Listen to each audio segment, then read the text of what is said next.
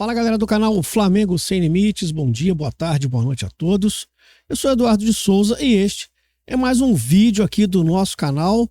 Hoje vamos analisar a vitória do Flamengo que ocorreu na noite de ontem pelo placar de 1-0 sobre o Internacional, partida válida pelas oitavas de final da Copa Libertadores da América, jogo 1, partida realizada no Maracanã, onde nós tivemos dois tempos distintos, dois tempos de jogo completamente diferentes.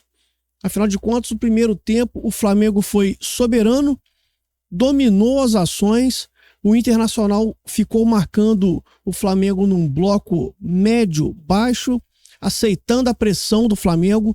Flamengo com muita posse de bola, com muita intensidade, com muita movimentação. Abriu o placar, inclusive, numa cabeçada, por sinal, uma bela cabeçada do Bruno Henrique, que foi escalado como centroavante no lugar do Pedro, mas ficou só nesse 1-0 o jogo.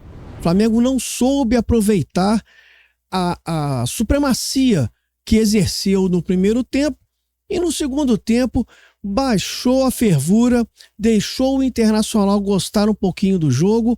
Flamengo com muita dificuldade na transição para os contra-ataques. Flamengo não dominou a bola para controlar o jogo e nem foi efetivo nos contra-ataques, nos contragolpes, o que evidenciou uma dificuldade por parte do Felipe Luiz de reagir ao que o Roger Machado programou para o segundo tempo do Internacional. Desta forma, o confronto está em aberto. O próximo jogo entre as equipes pela Libertadores é na próxima quarta-feira, às 21h30, lá no estádio Beira-Rio, mas antes terá um outro confronto entre as duas equipes pelo Brasileirão. Trouxe aqui alguns números de comparativos que eu tirei do SofaScore para a gente entender a diferença do primeiro para o segundo tempo. Vamos dar uma olhadinha aqui nesses números. O Flamengo, dentro da sua proposta de jogo no primeiro tempo, teve uma posse de bola de 73% contra 27% do Internacional, 8 finalizações contra somente uma do Internacional. O goleiro do Inter fez 2 defesas. O Flamengo teve 4 escanteios e trocou 333 passes contra 122 somente do Inter. Aqui o número de desarmes foi maior por parte do Inter, exatamente por conta do Flamengo ter uma maior posse de bola e desta forma o Internacional jogar praticamente no seu campo de defesa. Já no segundo tempo, o Flamengo teve 59% de posse de bola contra 41% do Inter. Esse número chegou aqui a ficar quase empatado no determinado período do segundo tempo, 4 finalizações do Inter contra somente 2 do Flamengo. O Rossi fez 2 defesas, coisa que ele não tinha feito no primeiro tempo, contra uma do Rocher. O Inter teve 5 escanteios contra nenhum do Flamengo. O Flamengo trocou mais passes ainda, 317 contra 212. Então isso evidencia a diferença do primeiro para o segundo tempo. Aqui o número de finalizações. No primeiro tempo, como eu disse, 8 para o Flamengo contra 1 do Internacional. No segundo tempo, 4-2 para o Inter. No gol, foram 3 para o Flamengo no primeiro tempo contra nenhuma do Inter. E no segundo tempo, 2 no alvo do Inter contra 1 do Flamengo. Então nós temos o que aqui evidenciado? Uma supremacia do Internacional no segundo tempo, tendo um destaque maior no segundo tempo, mas não uma pressão que levasse grandes perigos ao gol do goleiro Rossi. Pelo contrário, o Flamengo tem uma defesa muito sólida, conseguiu suportar ali a tentativa de pressão do Internacional, mas o que fica de lição é exatamente o quê? A forma como o Flamengo não soube explorar as deficiências que o Inter apresentou quando subiu as suas linhas de marcação, deixando espaço nas costas dos zagueiros e dos meio-campistas. O Flamengo tentando acelerar muito o jogo, tentando fazer um jogo de transição completamente desordenado. O jogo virou uma trocação ali, um jogo ficou até feio em uma determinada parte do segundo tempo. diferente do primeiro tempo, onde o Flamengo fazia suas ações de forma coordenada. No segundo tempo, o Flamengo muita dificuldade para poder fazer essa transição. Teve uma grande chance com o Luiz Araújo, onde o goleiro Rocher fez uma bela defesa, mas o placar ficou no 1-0 e, como eu disse, o Flamengo vai para o Beira-Rio podendo empatar, né? E se perder por diferença de 1 gol, a decisão irá para os pênaltis. Se perder com diferença de 2 gols, o Internacional se classifica.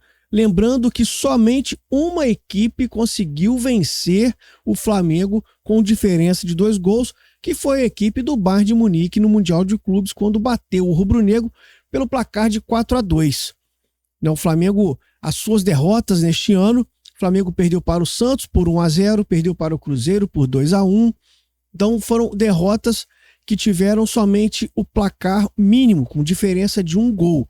Então o Flamengo tem uma defesa muito sólida, o que é uma vantagem para o jogo da volta no Beira-Rio, e torcer para que o Felipe Luiz consiga montar um esquema minimamente capaz de aproveitar os espaços deixados pelo time do técnico Roger Machado, que deixa muitos espaços, principalmente quando abdica de jogar de forma fechada e vai para cima do adversário, como ele fez ontem no segundo tempo.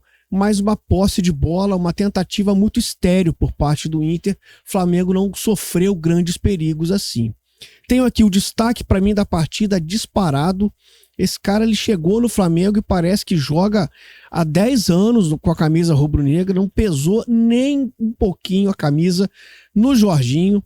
Grande destaque, o cara é o líder ali do meio de campo, é o cara que coordena as jogadas no meio de campo do Flamengo. Podemos ver pelo mapa de calor que ele preenche aqui o meio de campo em todas as posições, ele está presente em todas as partes do campo. Ele teve 87 ações com a bola, sendo que dos passes que ele tentou 68 passes, acertou 61, com 90% de aproveitamento. E os passes que ele tenta não são passes de lado, como, por exemplo, os passes que o Alan costuma dar, ou que o Everton Araújo costuma dar. A diferença, inclusive, técnica do Jorginho para esses outros 2 volantes do Flamengo, ela é gritante. O Flamengo sente muita falta do Pulgar, até mesmo do De La Cruz, que iria acrescentar uma qualidade maior a esse meio de campo. Alan e Everton Araújo, na minha visão, não têm condições de serem titulares do Flamengo nesse momento, principalmente quando nós levamos em consideração o comparativo com o Jorginho, como eu trouxe aqui um grande destaque da partida de ontem. O próximo jogo do Flamengo acontece no domingo, 17 de agosto, às 18h30, lá no estádio Beira-Rio, exatamente contra o Internacional, pela 20ª rodada do Campeonato Brasileiro. Quis o destino que Flamengo e Inter se enfrentassem em 3 jogos consecutivos, tendo o início desse duelo ontem, com a vitória do Flamengo por 1-0, o segundo jogo no próximo domingo e o terceiro jogo na outra quarta-feira pela Libertadores. Então promete ser um grande jogo. Vamos ver como o Roger vai armar o Internacional, se vai poupar alguns atletas, se o Felipe vai preservar outros. Temos o retorno do Arrascaeta para essa partida, provavelmente vai ficar à disposição do técnico Felipe Luiz. Outra notícia trazida hoje pela Letícia Marques, do ge.com, é que De La Cruz e Danilo devem viajar com a delegação também para ficarem à disposição do Felipe Luiz. Então, uma boa notícia, o retorno do De La Cruz e do Danilo. Vamos ver como será a escalação do Flamengo para o próximo domingo, projetando o terceiro confronto entre as 2 equipes, que é a partida que vale a classificação para as quartas de final da Copa Libertadores na outra quarta-feira. Já peço para você se inscrever no canal, acione o sininho para receber as notificações, deixa o like porque é importante e divulgue para os amigos e para as amigas para que o canal possa crescer ainda mais. Um forte abraço a todos vocês, se cuidem e saudações rubro-negras.